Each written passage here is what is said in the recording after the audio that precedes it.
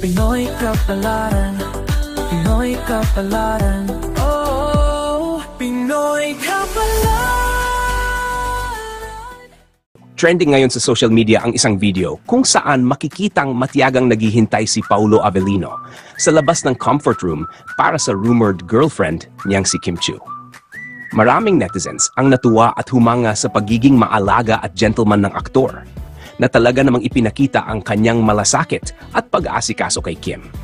Sa nasabing video, kapansin-pansin ang pagiging attentive ni Paulo habang hinihintay si Kim na agad nagpatibok sa puso ng kanilang mga taga-suporta.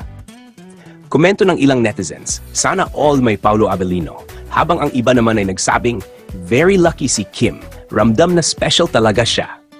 Hindi man kumpirmado ang estado ng kanilang relasyon, ramdam ng marami ang special na koneksyon ng dalawa.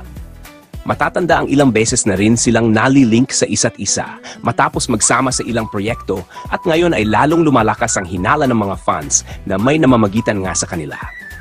Sa gitna ng mga usap-usapan, tila mas lalo lamang minahal ng publiko si Paulo dahil sa ipinakitang simpleng kilos na puno ng respeto at pag-aalaga.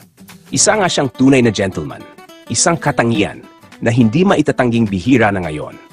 Para sa mga fans ni na Paulo at Kim, ang simpleng tagpong ito ay tila kumpirmasyon na mayroong something special sa pagitan nila. Hanggang sa susunod na update, kilig mode muna ang lahat.